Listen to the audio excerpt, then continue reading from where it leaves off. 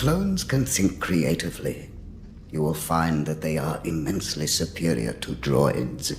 We modified their genetic structure to make them less independent than the original host. And who was the original host? A bounty hunter called Jango Fett. In George Lucas's prequel trilogy, all clone troopers begin with a single man, one that would represent an elite ultimate warrior that would be the building block of a new army, Jango Fett.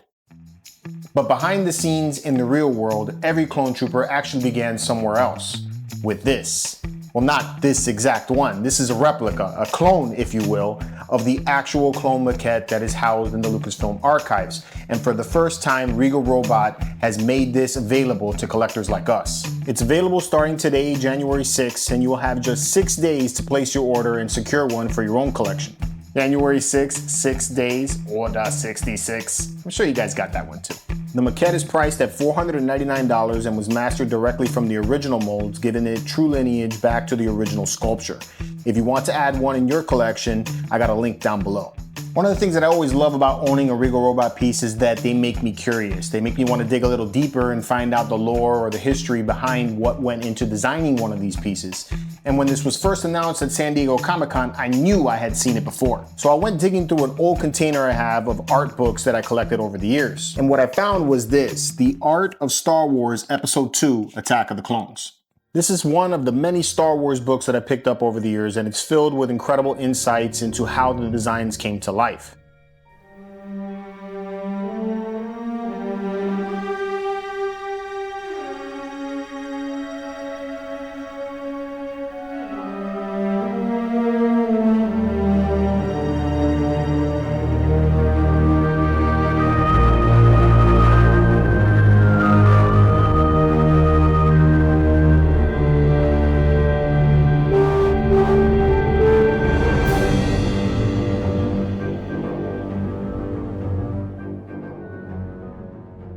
I've always been fascinated by how artists arrive at the final look, the choices they make, the paths they abandon, and the ideas that evolve along the way. And there it is. That's what I remember seeing. Back when George Lucas began writing the prequels, he approached them the same way that he did the original trilogy, by collaborating closely with artists. The writing would inspire the artists, and in turn, the art would influence the writing. And to help visualize this new era of Star Wars, he brought in Doug Chiang, much like he had done years earlier with Ralph McQuarrie, Joe Johnston, and Colin Cantwell. And the challenge was simple and equally incredibly difficult. Make it unmistakably Star Wars, but make sure it didn't look like the original films. But Doug understood something fundamental about it. What George created in Star Wars was not just a science fiction film. It was a fantasy period piece with history and mythology baked into every design so that not even the audience could see it directly, but they could relate to it. I remember when I first saw the original Star Wars film, and it wasn't the special effects or the lightsabers that got me. Well, maybe just a little bit. But the part of the story that really got me was when Obi-Wan Kenobi is telling Luke about his father and the Clone Wars. You fought in the Clone Wars? Yes. I was once a Jedi Knight, the same as your father. This single scene blew my mind. Maybe it was Alec Guinness's delivery, maybe it was the John Williams score, probably a little bit of both. But the one thing that I knew was I needed to know what the hell a clone was, and I wanted to see the war that came before all of this. And that's why for me, Attack of the Clones is my favorite of the prequel movies, and the Clone Wars to this day is my favorite Star Wars TV show ever made. And I know that may not be a popular take, but for me anyway, it was the first time that I got to see this mysterious war that Obi-Wan had described in the original film. So Doug Chiang took this enormous challenge and ran with it. He decided to approach these designs not like another sci-fi film or another sequel to or prequel to the original Star Wars film, but rather to look at it like a historical film. If the original trilogy reflected the gritty design language of the 70s, the prequels would draw inspiration from the sleek, streamlined aesthetics of the late 1940s and 50s. And you can see that in these early designs where he's exploring what would eventually become the Stormtrooper with familiar shapes but evolving forms.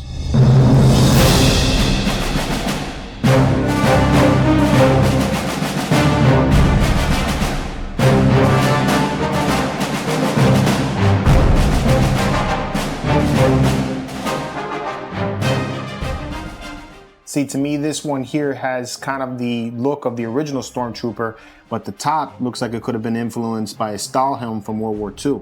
And this one here looks like it may have gone on to influence Embo a little bit with the top.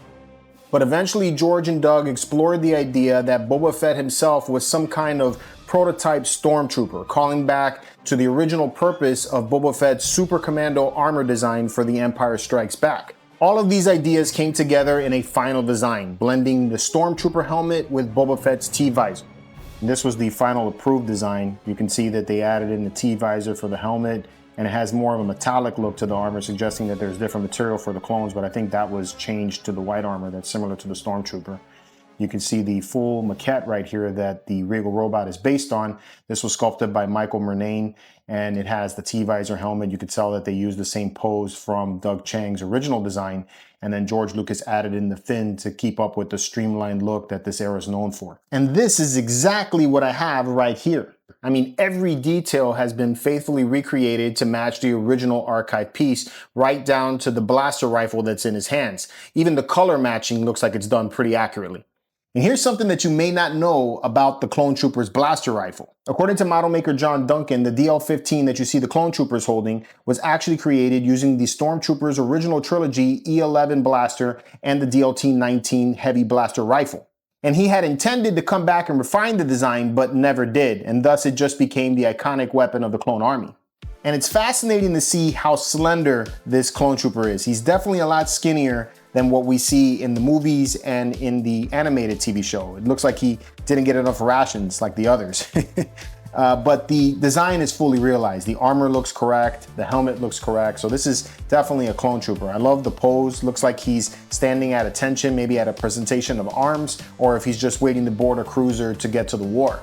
And I love the way the armor is painted. It's scuffed and weathered, and it just looks used, like he's seen battle. He's definitely not a shiny. And at 13 3/4 inches tall, this is one of the largest maquettes that Regal Robot has ever put out. It almost fits right in with my 6-scale figures. Check this out. But my favorite part of this release is this right here, a signature plaque signed by Doug Chang himself. Insane, right? This is a huge deal. Doug Chang has been responsible for the look of Star Wars since the prequels all the way to today, and in a lot of ways is this generation's Ralph McQuarrie. So to have his signature along with the statue that is the base for what the Clone Troopers would look like, and to have the signature of the creator of the Clone Troopers, makes this a truly special release. And somehow, Regal Robot isn't even done yet. On January 27th, they'll release a final piece to complete this display. A legacy sketch created and signed by Michael Murnane, the original sculptor of the Clone Trooper maquette. And with that, you will have the sculptor, the designer, and a replica of the maquette that started it all. The circle is now complete.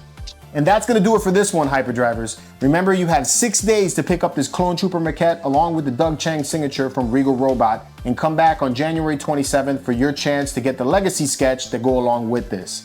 Are you gonna add this to your collection? Let me know in the comments below, and until next time, may the Force be with you.